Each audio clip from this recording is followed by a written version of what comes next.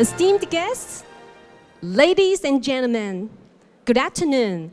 Welcome to the 2024 Net Zero City Leaders Summit Main Forum. 在场的所有长官、所有贵宾，还有在场的所有的媒体朋友们，欢迎大家莅临2024近邻城市国际峰会主论坛。This forum promotes innovative governance as well as international collaboration among smart and net zero cities around the world towards the 2050 net zero emissions goal. And this forum not only highlights Taiwan's partnerships with smart cities around the world, it will also explore smart transition strategies for sustainable transformation.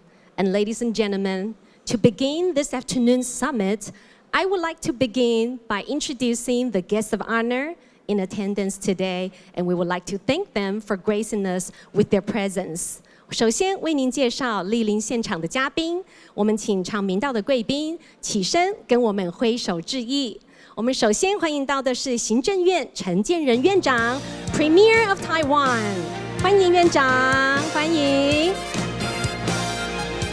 接下来我们要欢迎到的是国发会龚明鑫主委，欢迎主委 ，Minister of the National Development Council Taiwan，a warm welcome。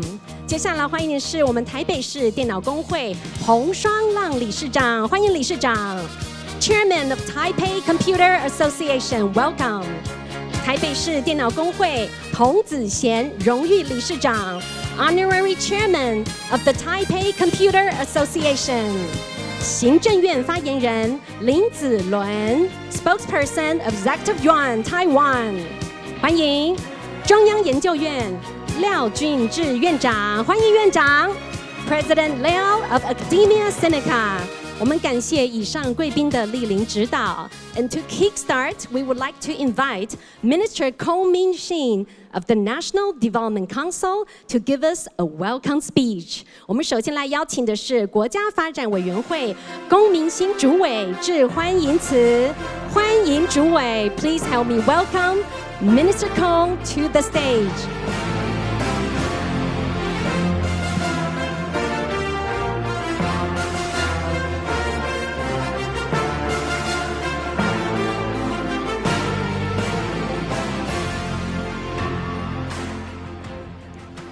我们在座有行政院陈院长，然后还有廖俊智廖院长，还有子伦发言人，还有童理事长，然后左边我们彭双浪同样是我们共同的主办方，还有我们师副主委，还有来自国际的友人、国际贵宾，大家午安，大家好。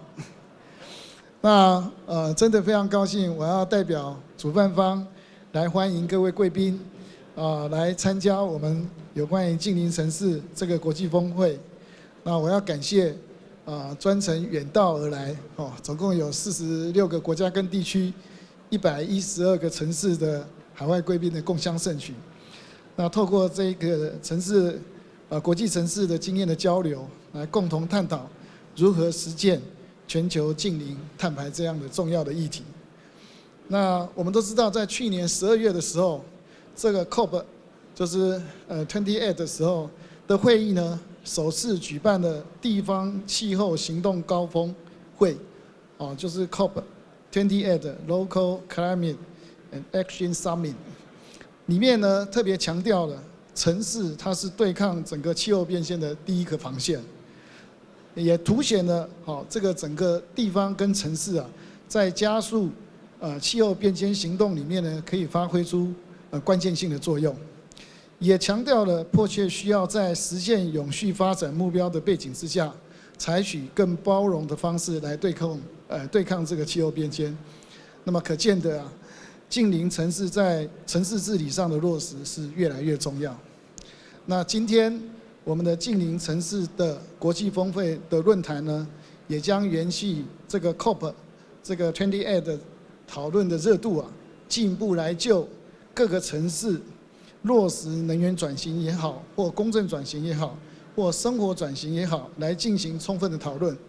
那很感谢，除了我们台湾方面有很多的专家跟学者参与之外呢，也有来自于包括美国、德国、西班牙、纽西兰，还有阿拉伯联合大公国、巴西、泰国、菲律宾等等的国家，负责有关于净零转型的部会也好，或城市的首长们，大家可以热情的分享推动净零城市方面的相关的经验跟心得。那么我们也从这里面看到了，事实上净零的这个议题啊，也在全球各地各个城市来发酵，也说明了台湾朝向我们净零转型的这个道路上啊，也跟全球来做了接轨，也能够为全世界的净零转型贡献心力。那我们都知道说，净零转型呢是一个很大的一个转型跟转变，很可能直接或间接导致全世界也有大概1亿8700万的工作机会的流失，但是呢，也有可能创造2亿200万个工作机会的产生所以这个中间的转型过程当中，如果要让它顺利的话，恐怕我们要照顾每一个人可能的转型跟机会所以为什么现在大家共同的讨论公正转型会那么重要？强调我们尽量不遗落任何人，这样的转型才会成功。另外城市基本上也作为人类的社会跟经济活动最核心的载体那现在大概估计上来讲的话，全世界大概有75%的能源消耗是发生在城市里面，大概60%到70%的温室气体排放，还有90%以上的大气污染物都来自于城市人类的活动。所以因此我们特别强调了说，能源转型城市的能源转型它是对应于全球气候变迁最重要的核心。那也就是我们为什么要讨论这个主要的议题、主要的目的。另外，我们也知道，根据国际的能源总署这个 IEA， 他提到，在2050年的净零，在全球能源部的路径图里面他也特别提到事实上，假设我们可以透过日常的生活行为上的改变所引领相关的部门可以创造40%到80%不等的减碳的贡献，所以它也是生活上的转型，也是影响气候变迁重要的策略。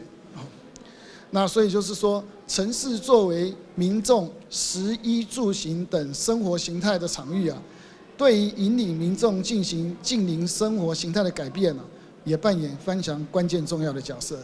那我们很期待透过今天的论坛的活动的举办我们可以链接国内外城市的力量，来分享净零转型的经验跟方法，让台湾也可以跟全世界的各国共同携手，加快净零工作的脚步，为全世界迈向净零的愿景的目标一起努力。最后，我要再次的感谢各位贵宾今天的莅临，尤其是院长的莅临，因为院长今天早上有立法院的总咨询，下午也要立法院总咨询，特别抽空，真的是抽空中午的时间来莅临我们，给我们指导，真的非常感谢。那我们常常有一句话就是说，千里之行，始于足下。只要我们一开始踏出第一步以后，我们就不怕路遥远，我们只要努力，一定可以达到目标。让我们一起对全世界的净零做出努力贡献。谢谢各位。谢谢主委，那请主委先行回座。那接下来我们要邀请到的是我们行政院的陈建仁院长，为我们说几句话。Let us welcome 陈建仁 Premier of Taiwan to the stage as he delivers his welcoming remarks.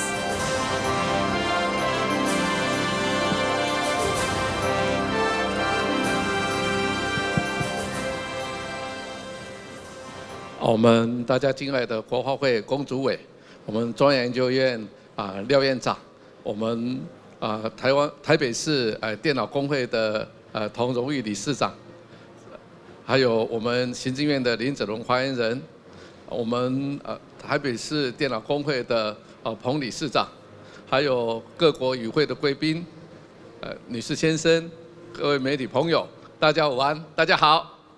好。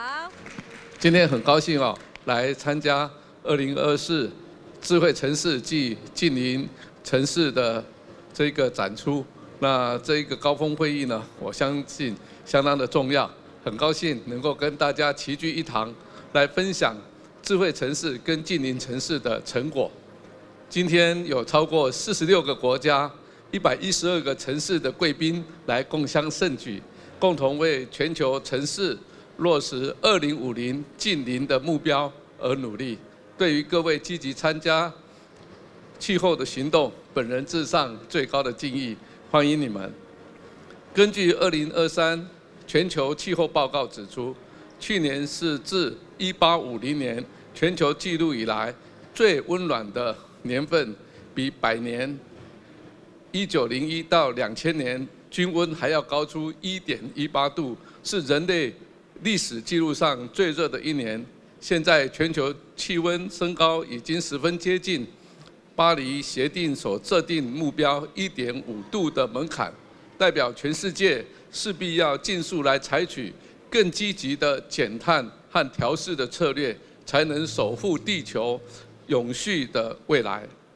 近年来，各国都积极参与近邻的倡议，并且付出实际的行动，包括了欧盟碳边境调整机制 CBAM， 还有在去年10月开始试行，在美国清洁竞争法案 CCA 最快在今年会上路。亚洲各国相继成立碳权交易所，全球企业也纷纷加入了再生能源倡议组织 RE100。去年11月举办的第28届联合国气候变迁大会 COP28 也首次进行全球盘点 GSD， 实地来检核各国气候行动的成绩，期盼所有的国家、城市都必须要加快、加深，而且加大力道来落实近邻的行动。台湾在蔡英文总统领导下，已经在2021年的4月22日，世界地球日来宣示2050近邻转型是全世界的目标，也是台湾的目标。去年2月，台湾公布了气候变迁因应法，是全球少数将2050近邻排放目标入法的国家。同时，我国也积极强化能源的韧性，以接轨 COP28 所设定的2030全球再生能源增加到目前的3倍，能源的效率翻倍的国际目标。我要跟大家报告，截至去年底，我国整体再生能源累计装置容量已经达到17.9 GW， 相较于2016年成长了8倍。再生能源发电量已经达到267亿度，也比2016年大幅倍增。现在绿电的占比约10%，在今年2月11日，风电跟光电的渗透率更达到52.37%， 创下新高。换句话说，每2度电就有1度电是绿电。这显示我们的政府和民间全力推动下，再生能源已经逐渐展现出持续成长的成果。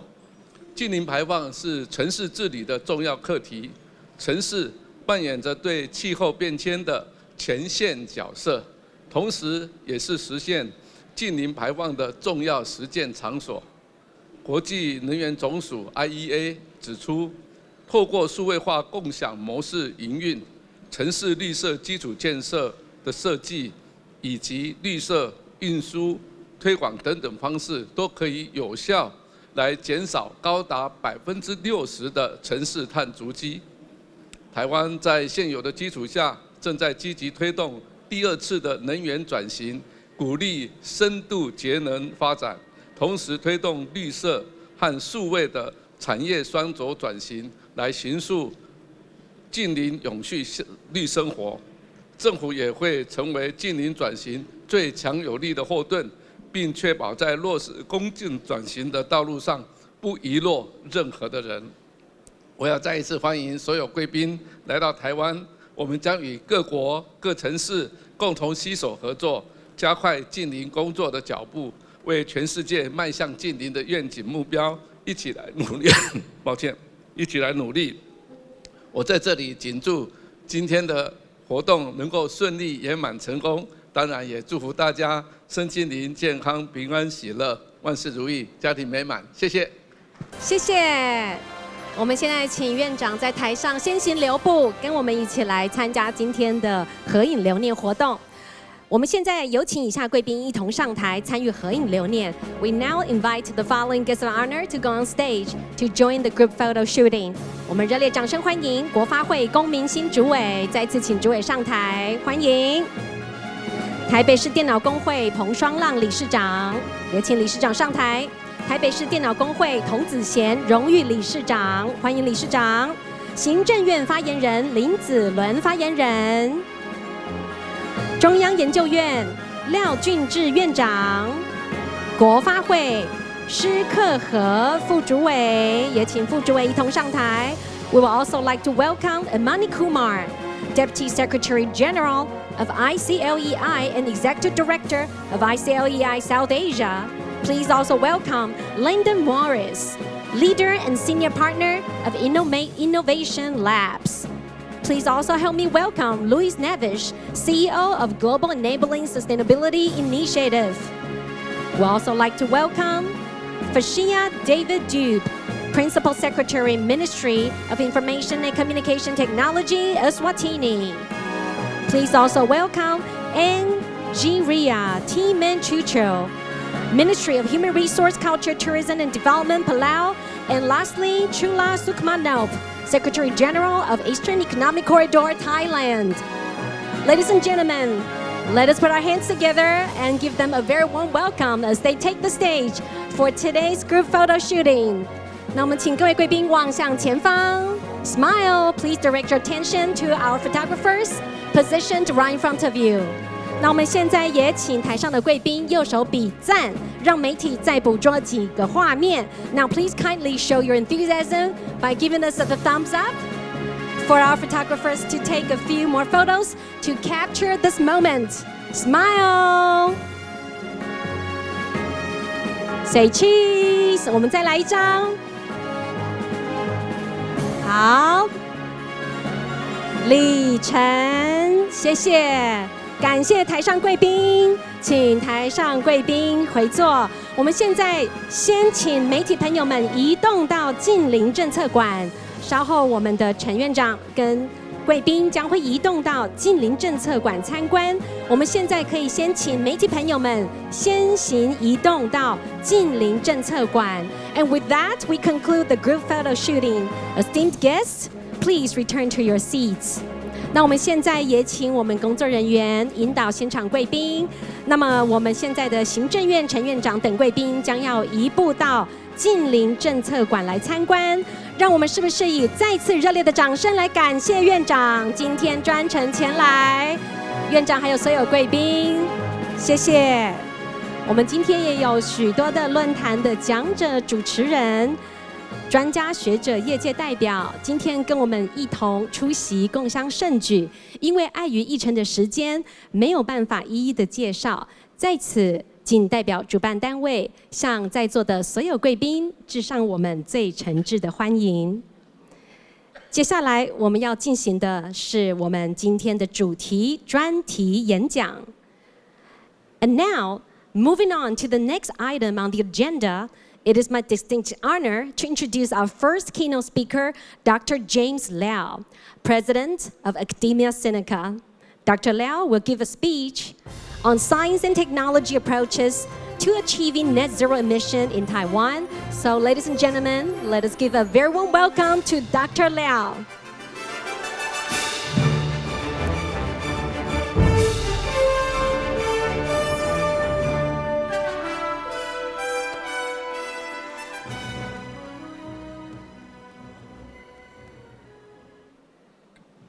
Good afternoon, ladies and gentlemen.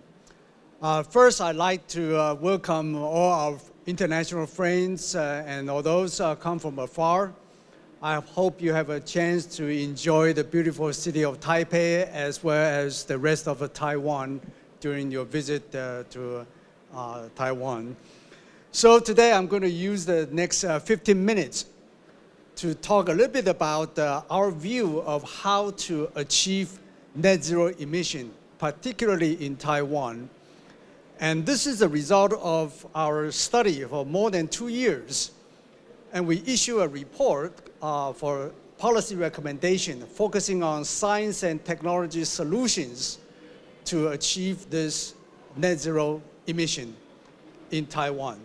So our focus is the following. First, we look at the source of greenhouse gases.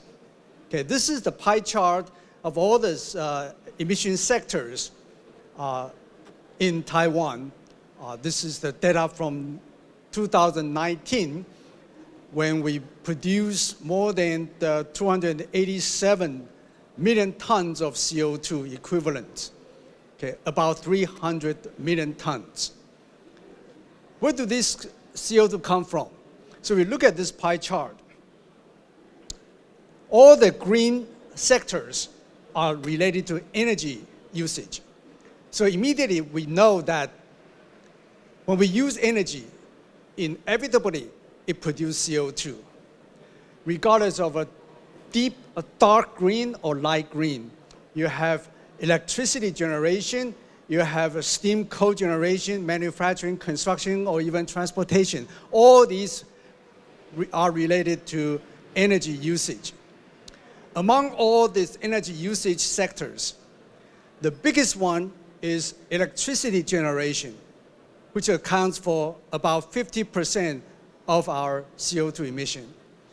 So immediately that tells us if you want to achieve net zero carbon emission, you have to look at the big items, although everything else is important.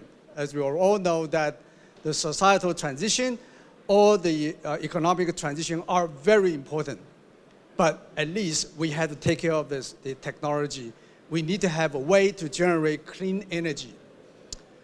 So our conclusion at this point is that electricity generation is the largest source of emission in Taiwan and probably in many places in the world. And 30 to 40% of power generation comes from natural gas in Taiwan. And the percentage is actually increasing because we want to eliminate the usage of coal. So currently, the way we utilize natural gas is direct combustion, where we generate power electricity, at the same time we generate CO2. Alternatively, people will suggest that why don't we get rid of the carbon first by using the steam methane reforming and create something called the gray hydrogen. Unfortunately, this process also produces CO2. So regardless of how you use it, you will produce CO2 and you will need to use CCUS, carbon capture storage technology, to capture the CO2 generated and then to find somewhere to store the CO2. And even though CO2 capture is established technology, but CO2 storage is difficult, particularly in Taiwan, because it would be challenging to find a proper site to store this CO2 properly for a long time. So,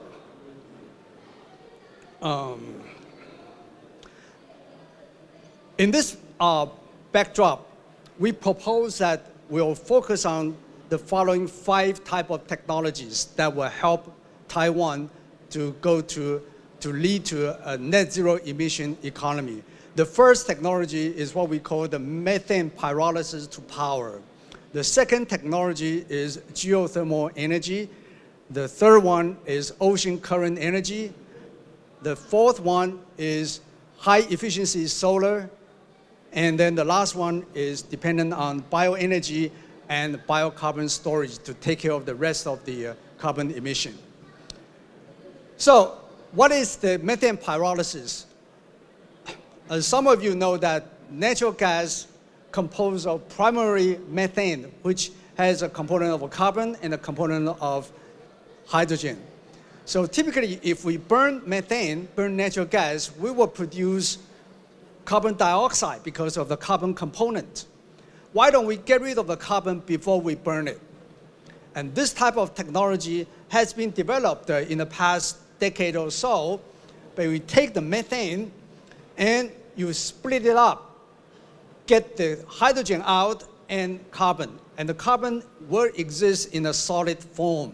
So instead of gaseous form that goes to the atmosphere, you have the solid carbon, which is a good industrial raw material as well.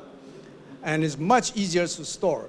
So once you have this, then you can utilize the carbon, utilize the hydrogen to generate power, generate electricity, and you will not produce CO2. So compare the current method, the natural gas to power, even though you will not require any energy input to burn the natural gas, but you will generate a lot of CO2.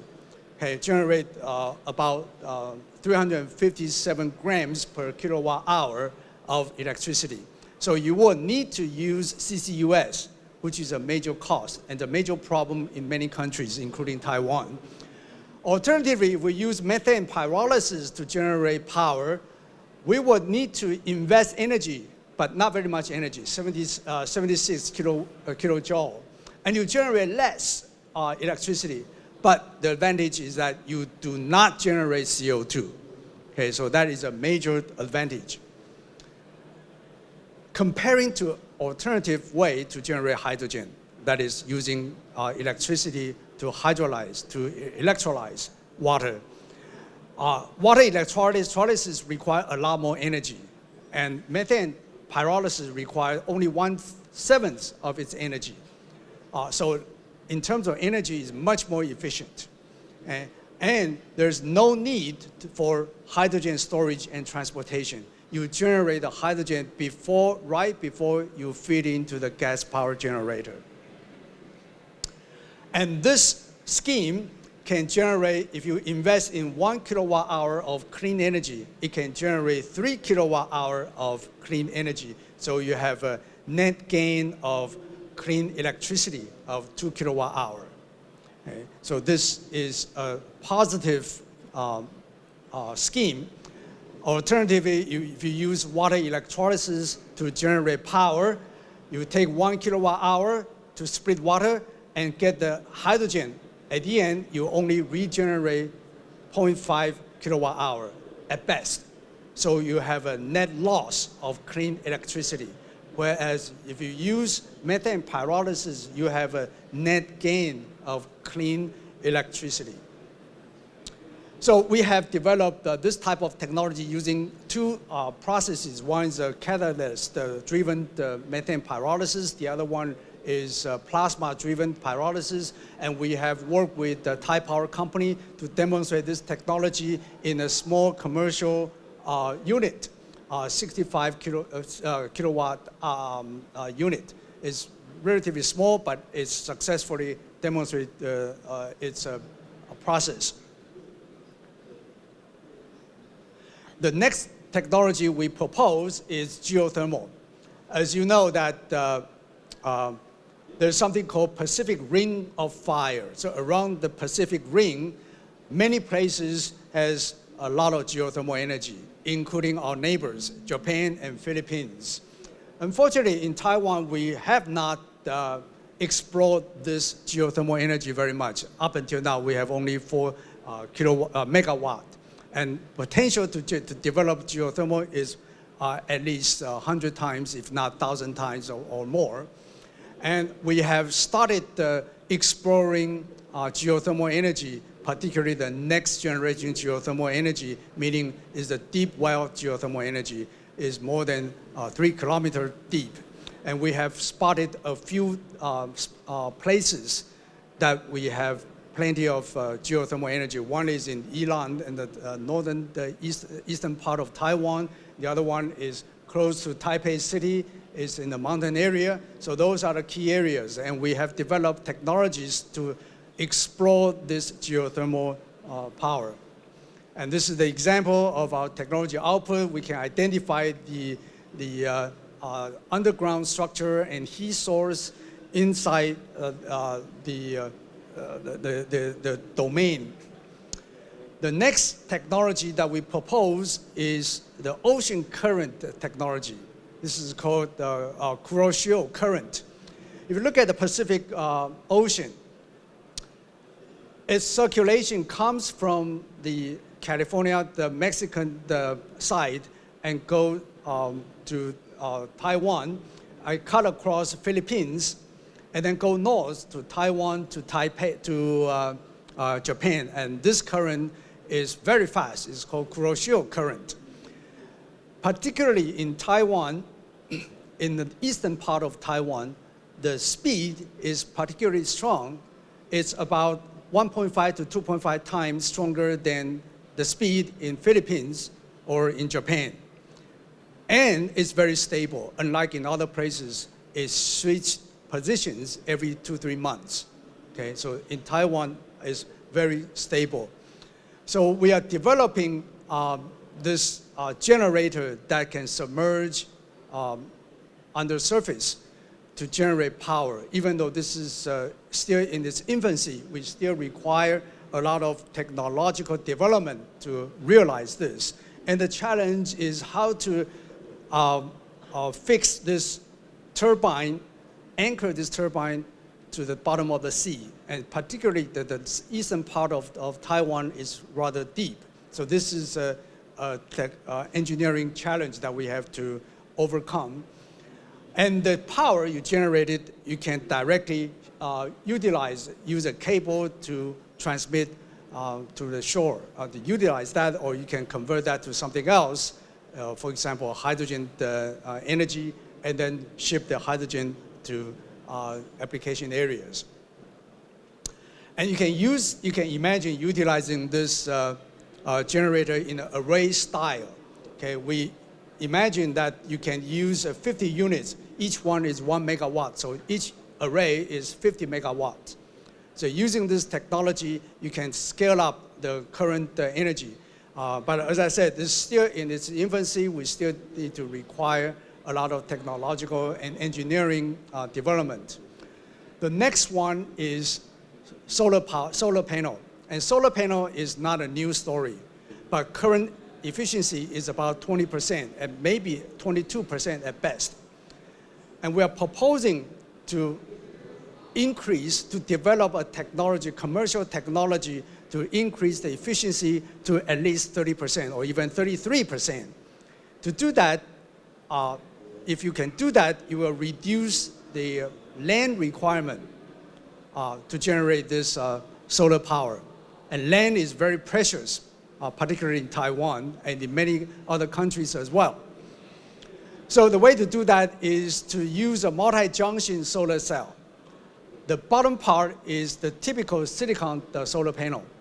The top part is the new material called perovskite, and I think many of you will have heard this. It's probably one of the most popular structure that people are interested in these days. If you combine these two type of material, then you can harvest energy spectrum much wider, and you can increase the efficiency of solar energy conversion. The last technology that we propose is to harvest the biomass as a carbon sink. Okay, we know that photosynthesis is one of the oldest and probably the most efficient way to capture carbon from the atmosphere. Okay? And in many countries have their native plants that can conduct photosynthesis very fast. In Taiwan, we identify this grassy plant called the pennisetum. This is the grass that we grow to feed to the cows. So already very native to Taiwan's ecosystem. And many other countries have similar plants. And it can grow very fast. We can harvest 4 to 5 times a year. And once you can harvest that, you can go through various processes to produce biocarbon or even biochemicals that can eventually, as a small percentage of replacement to petroleum. And the biocarbon can be very stable as a carbon sink. So this, we propose, will have to be developed in order to offset the last few percentage of the carbon emission that we will inevitably will have to produce. So all these 5 technologies are what we propose now, and we are currently working towards these 5 directions. And thank you for your attention, and I hope you enjoy the rest of the meeting. Thank you.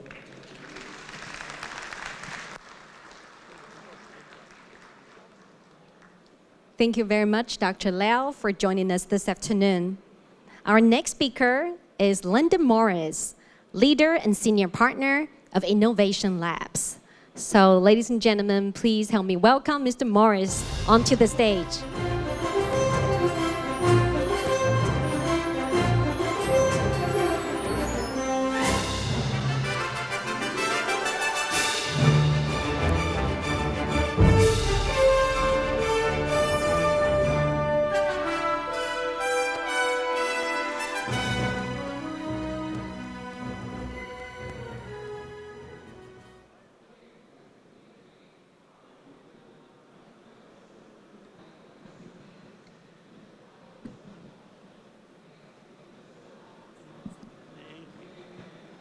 What I said, that works. What I said was, hi, everybody.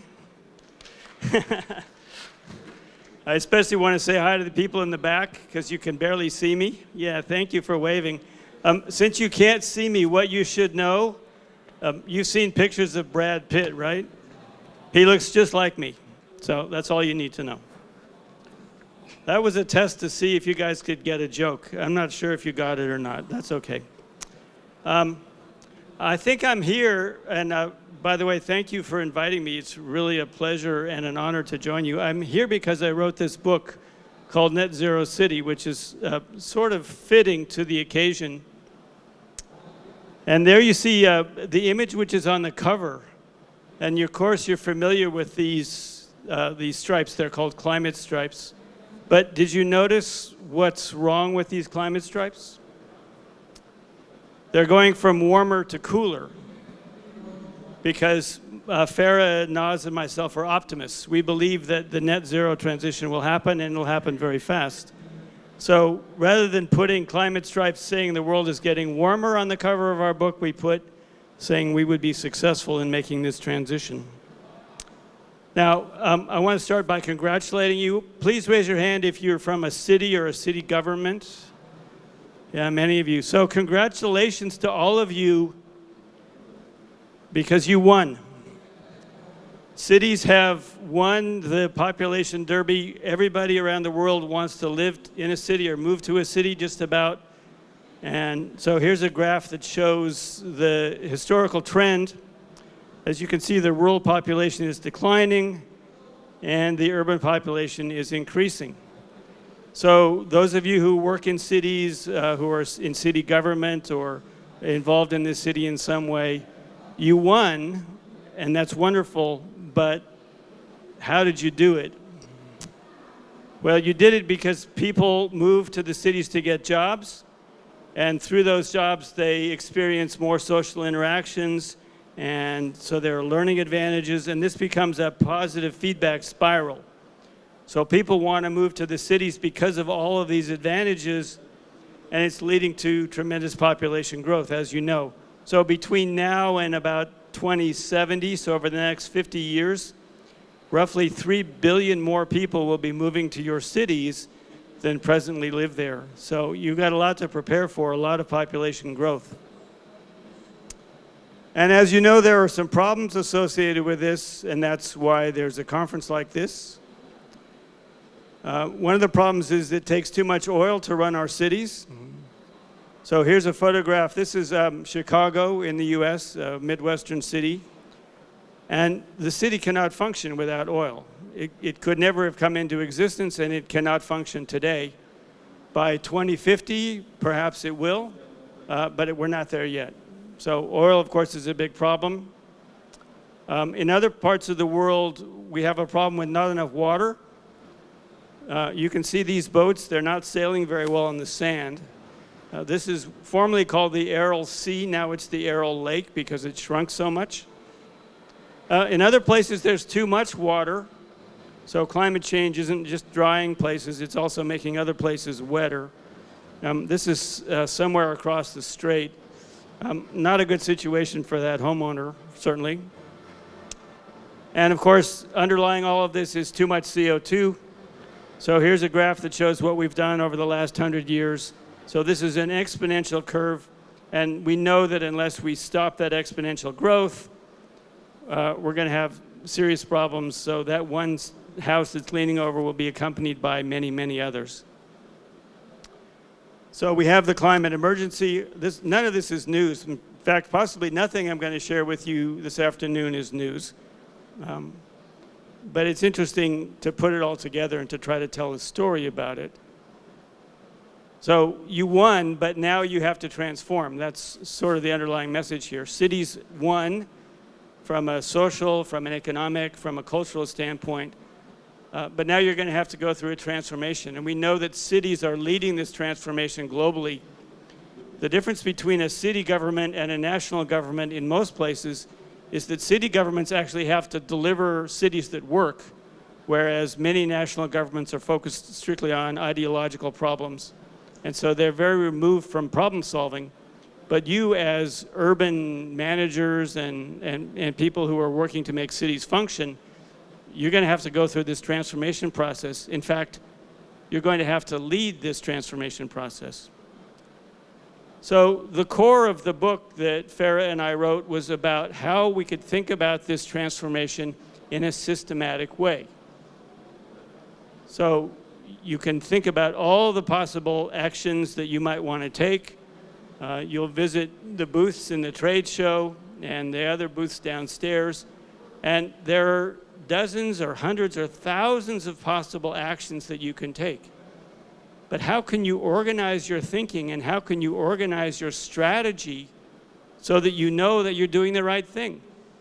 Because you could spend a huge amount of money and waste a huge amount of time doing things with very little benefit, while other actions that you could have taken, which would have had a great benefit, you might not have known about. So what we did was we thought about the system of the city, and we broke it down into 5 major elements. So the first element is your role, governance. The second is the role of the engineers and architects and civic designers, urban design itself.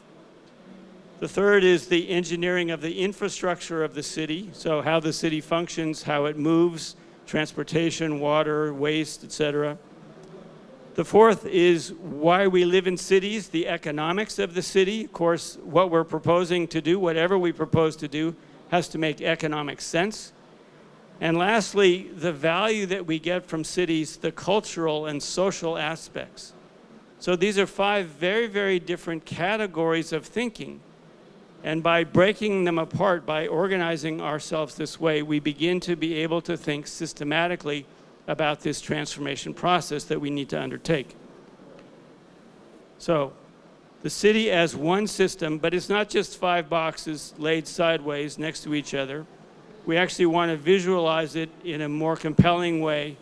So here we have a tangible set of actions on one side of the model and relatively intangible set of actions on the other side of the model. So we call this the urban system framework. And again, its purpose is to help us think clearly about a very, very complex situation, which is going to require a lot of money to fix and therefore a lot of good strategy. So I want to share with you some examples from the book, and in fact, the book has 113 examples. Most of the book is filled with these examples. 112 of the examples are thumbs up, things that we recommend. One of the examples was thumbs down, something we said, don't do that. So I'm just going to share with you a few of the examples in each of the categories, just to give you an idea of the range of possibilities. So first of all, in urban governance, perhaps you're familiar with this practice. This is in Bogota, Colombia, the ciclovia. So one day a month and on holidays, on a Sunday, a non-work day, the main city streets are devoted to cycling and pedestrians. And this is a very powerful social message that the governments, the governance of Bogota has given to its citizens, because during the weekdays, the people with cars and the people with big fancy cars, they can dominate the city. But on the weekend, when the ciclovia happens, the city is open to everyone.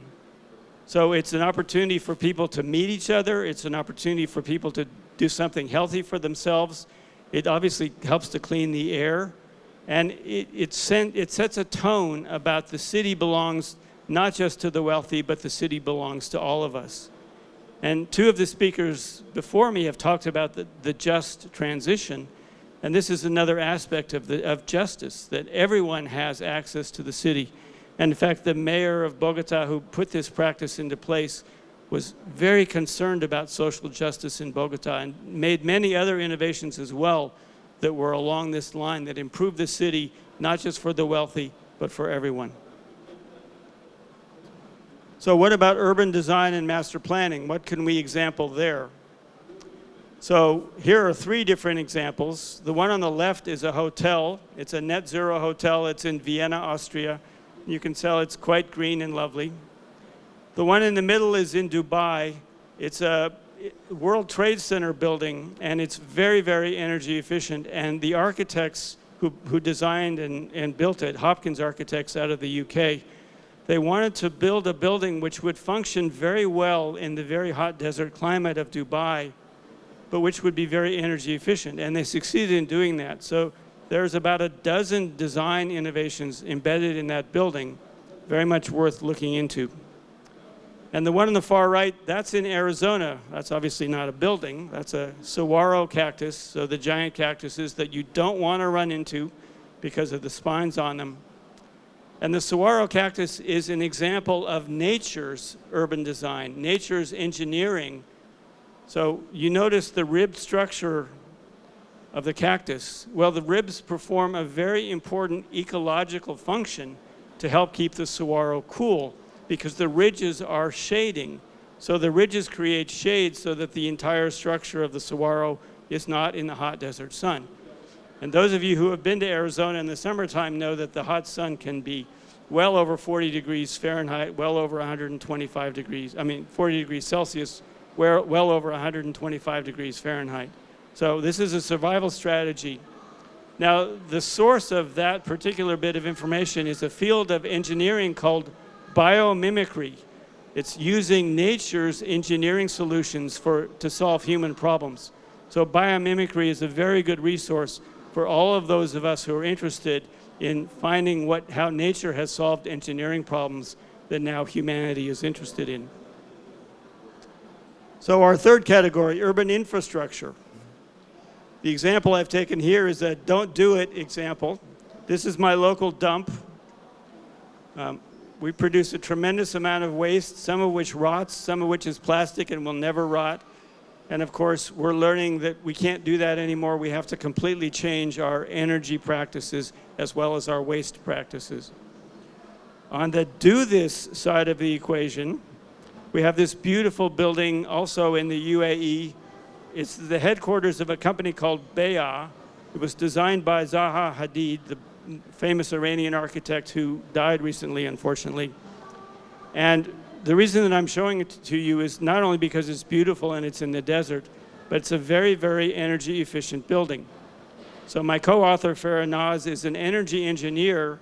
She's based in Dubai, and she worked on the design of this building to help the architects achieve a net zero building in the desert of Dubai, as you can imagine. And you can see in the picture, very, very hot.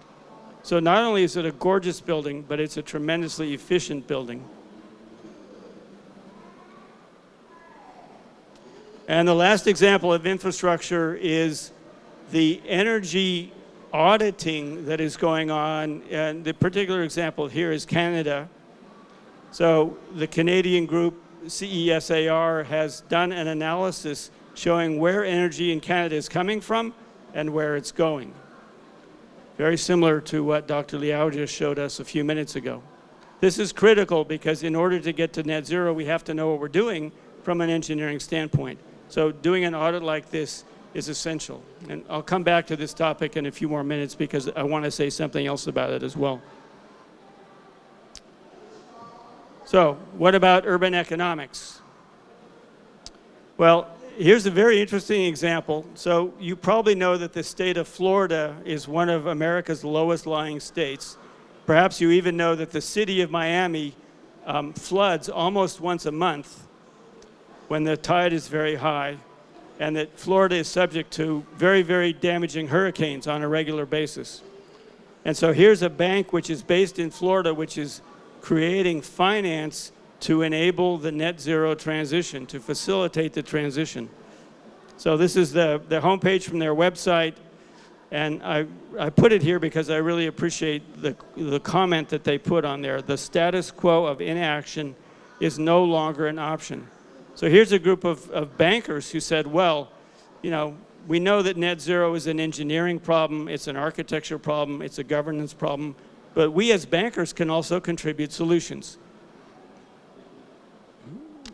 Here's a sense of the scope of the problem as derived from a Princeton University study which said that over the period from 2020 to 2030, roughly $2.5 trillion will be needed in the US alone to fund the transformation.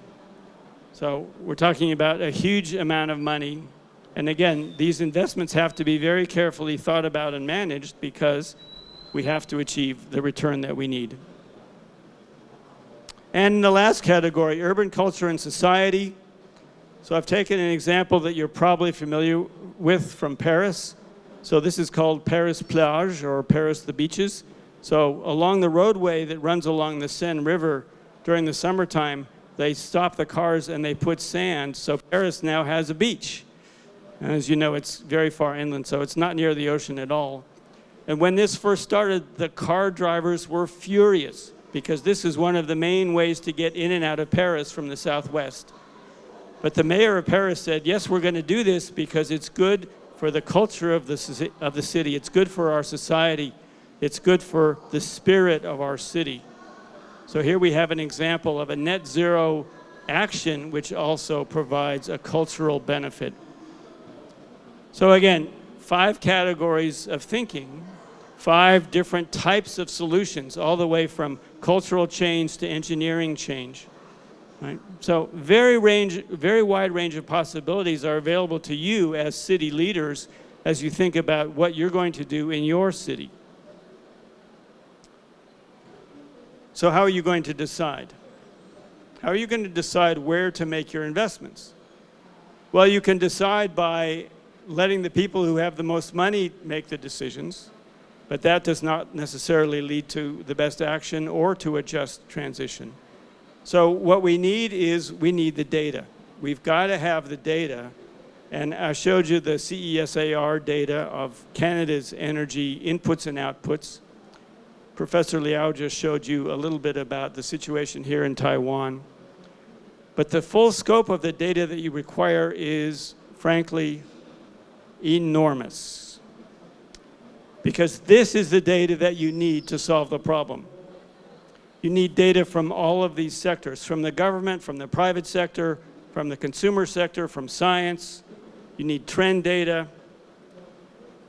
And this is really just the start. This is just the tip of the iceberg. You need a lot more than this. But collecting this much data, organizing it, is a very big problem because it's coming from many, many different databases. It's coming from all kinds of different sources. It's of varying quality. It's inconsistent in its approach. So you need a systematic approach to the data in order to know what the strategy should be, in order to know how you should invest, in order to manage your transformation. So we thought about this and we came up with a simple framework. We call it the data value stack. So here we have on the far left the data sources, and then we need tools for data management. And then, of course, a lot of this data is very important, so we need data security. So we have to do all this before we actually get any value out of the data. Because then we can do the analytics, and then we can come up with our transformation strategy, and then we can implement a net zero strategy. So you can take initiatives in your city toward net zero, as many of the ones that I've shown you, or hundreds of others. As I said, there's 112 positive examples in the book, and there's probably 500 out here on the trade show floor, on this floor, and the floor downstairs. So many, many opportunities, but how do you choose? You need a strategy, and the strategy has to be informed by data. And it's a tricky problem. It's a big data problem, and we know that big data problems are difficult to solve. So here's the same visualization, but with a little more detail around it. So there's that same list of data sources, some of the practices in data management, what do you have to do for security, and then we get to the value creation part, the analytics, and then the inputs. What are we after here? Well, we want to get to net zero. So net zero is an important topic, a very popular topic. I read recently that at COP28 in Dubai, 85,000 people went to COP28. So we made a huge investment in creating more carbon for all those people to fly to Dubai and then drive around and attend the conference in order to solve a very, very important problem for all of these users and stakeholders. So for you as city leaders, for government agencies, for scientists, for citizens, for business leaders. So if you're interested in this particular problem, it's something that our firm has been doing a little bit of work on. Please, I'll be around. Please come and talk to me because we have a big data approach that we think is pretty interesting. What we're actually talking about then with all of this data and all the analytics is creating what we call an urban twin. You're probably familiar with the concept of a digital twin. That's where you take a building and you represent all of its systems in a computer so that you can model. So for example, Farah Naz creates a digital twin of the BEA headquarters building that I showed you in order to model the energy performance of that building. But we're talking about an urban twin to model the energy performance of the city. Again, it's a tremendous big data problem, but it's the problem that you need to solve in order to make sure you're investing wisely. And then there's something else that you need, which is a roadmap. How are you going to get there? Now, when Farah and I started writing the book, we came to the conclusion that 2050, which is the date that's generally accepted for net zero, is far too far in the future. If we really wait to get to net zero to 2050, then we're all going to be essentially cooked, literally. So we designed a roadmap to get to net zero by 2032. And that's what I want to share with you here. You got to have one. Because the roadmap is essentially the map of your strategy. And your city's strategy will be different from the strategy of other cities in your nation, other cities in your continent.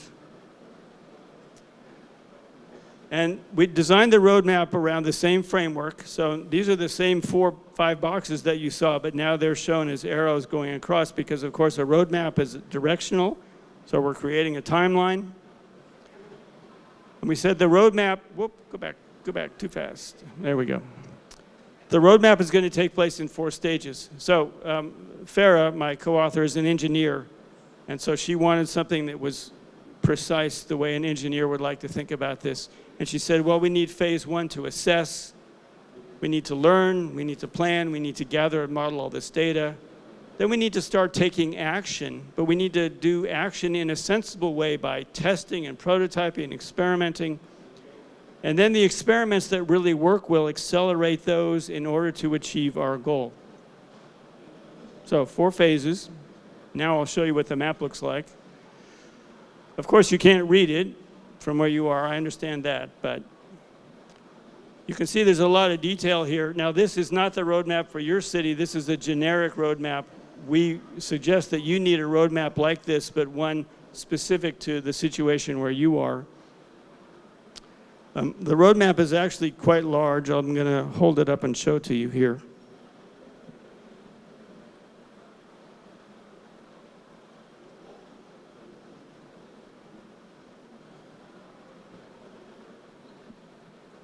So I have this copy here, and you're more than welcome to come and take a look at it. We also make the roadmap free as a download from the book's website. I'll get to that web address in a second. So as you can see, what we're trying to show here is actions that have to be taken across all the 5 dimensions that I shared with you before. Some of them are very strategic and analytical. Some of them are very tactical and action-oriented. But again, the point is that you need a roadmap so that, again, you know you're making the right decisions.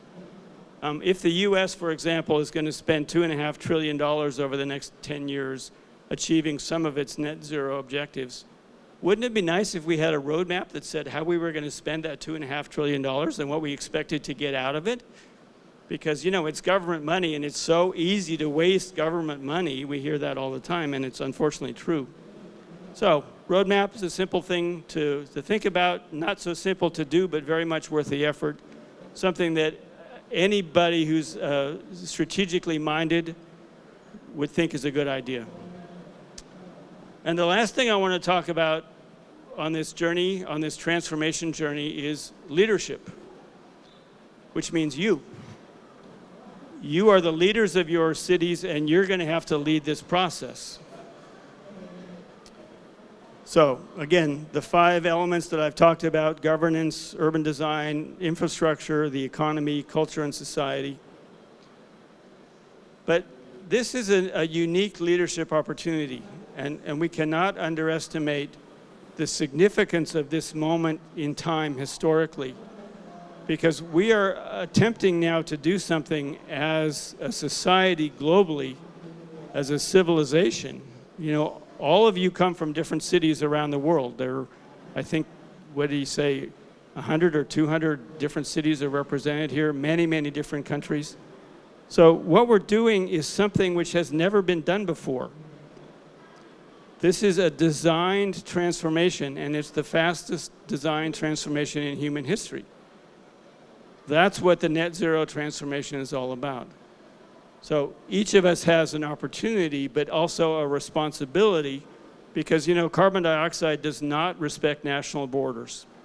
My carbon dioxide is your problem, your carbon dioxide is my problem, and we're going to have to solve that problem together.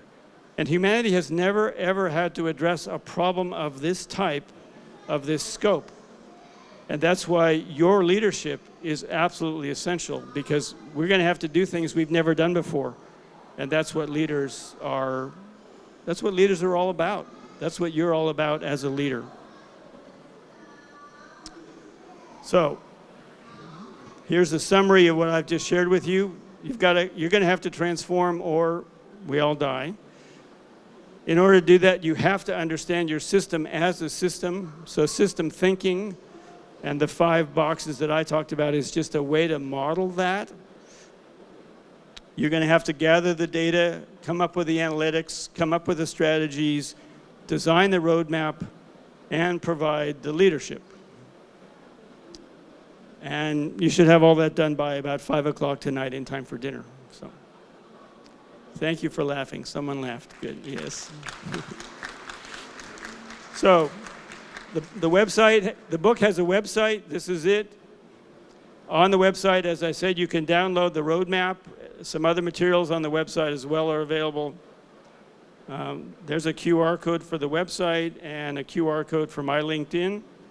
And I'll be around. And you know, when I live in New York. When I left New York, I was very careful to grab a whole huge stack of business cards. And I don't want to take them back, because I want to talk to you. So please come and talk to me and let me learn from you. Thank you very much again for inviting me to join you here, and I hope you enjoyed my comments, and thank you.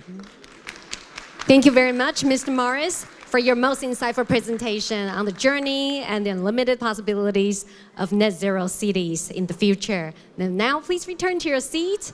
Ladies and gentlemen, with that, we conclude the main forum of the 2024 Net Zero City Leaders Summit.